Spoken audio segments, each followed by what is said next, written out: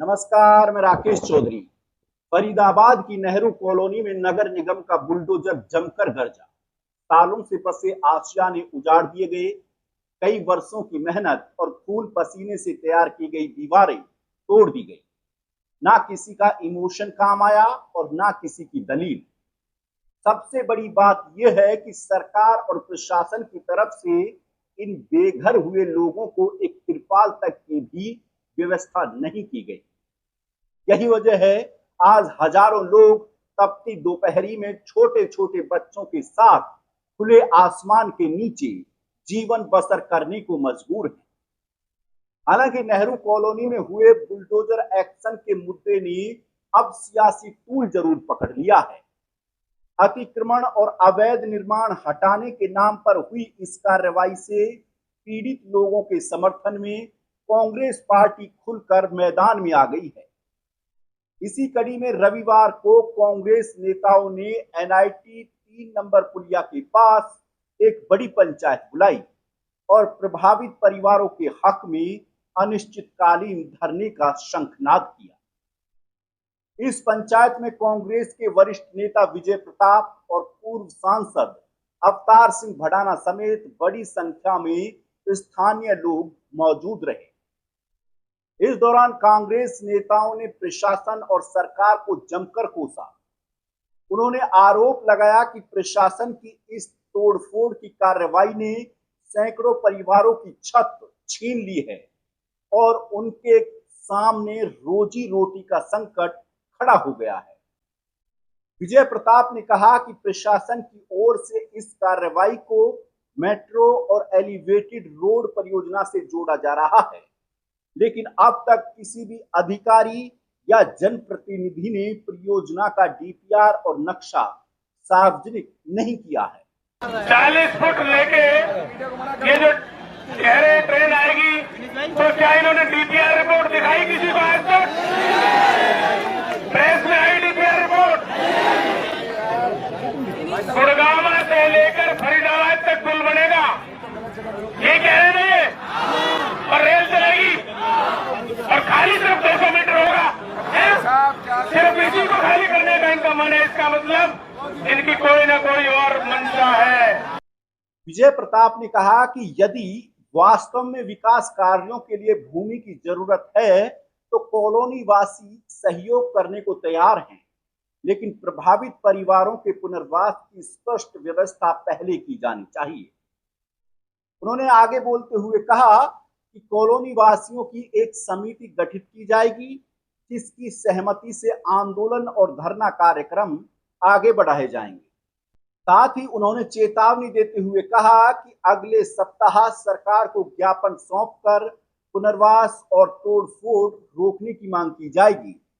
यदि मांगे नहीं मानी गई तो अनंगपुर की तर्ज पर महापंचायत आयोजित की जाएगी, जिसमें अलग अलग राजनीतिक दलों और सामाजिक संगठनों के लोग शामिल होंगे। लड़ाई कानून की भी लड़ेंगे हम, लड़ाई हम अनशन से भी लड़ेंगे, लेकिन शांतिपूर्ण। और चाहे कोर्ट में लड़ाई करने के लिए वकीलों की फीस है, चाहे और कोई है, उसके लिए भाई हम लोग खड़े, आपको चिंता करने की केवल 2 नेता फरीदाबाद में है जो इस बस्तियों को तोड़वाना चाहते हैं, या तो कृष्ण पाल गुर्जर या धनेश अदलक का। अगले इतवार को हम दोबारा एक बड़ी मीटिंग यहाँ करेंगे और तब तक हम अपना मांग पत्र सरकार को सौंप देंगे। उस मांग पत्र को मानने के लिए अगर सरकार तैयार नहीं है तो भाई एक अल्टीमेटम देने के बाद एक महापंचायत का आयोजन किया जाएगा नेहरू कॉलोनी में, जहां पूरे देश से आदमी आएगा। ये मैं सरकार से कहना चाहता हूं, यहां से एक भी मकान नहीं हटेगा, ये हमारी पहली कंडीशन है। वहीं पूर्व सांसद अवतार सिंह भडाना ने भी तल्ख अंदाज में बीजेपी सरकार पर निशाना साधा। उन्होंने कहा कि जिस कॉलोनी को वर्षों पहले बसाया गया था, उसे आज विकास के नाम पर उजाड़ा जा रहा है। प्रशासन और सरकार लोगों की समस्याओं को नजरअंदाज कर रहे हैं। भडाना ने कहा कि कांग्रेस पार्टी प्रभावित परिवारों के साथ खड़ी है और यदि जरूरत पड़ी तो बड़े स्तर तक आंदोलन चलाया जाएगा। अवतार सिंह भडाना ने कहा कि लोगों के हक हकूक के लिए दिल्ली कूच की भी जरूरत पड़ी तो वो भी करने से पीछे नहीं हटेंगे। कि हम लोग सारा कांग्रेस एकजुट होकर आपके साथ खड़े हैं, आपके दुख सुख में आपके साथ रहेंगे और हम चाहेंगे हरगिज आपको उजाड़ा न जाए और आपके विकास को आगे बढ़ाने का काम करने की कोशिश करेंगे।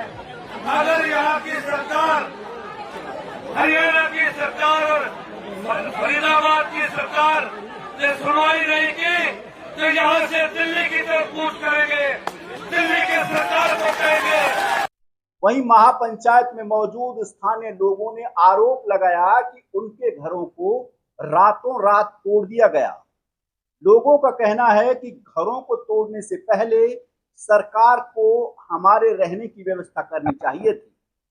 प्रभावित परिवारों ने बताया कि कार्रवाई के बाद कई लोग गंभीर परेशानियों का सामना कर रहे हैं और उन्हें अपने भविष्य की चिंता सता रही है। अब सवाल यह है कि आखिर इतने बड़े लेवल पर यह तोड़फोड़ की कार्रवाई नेहरू कॉलोनी में क्यों की गई।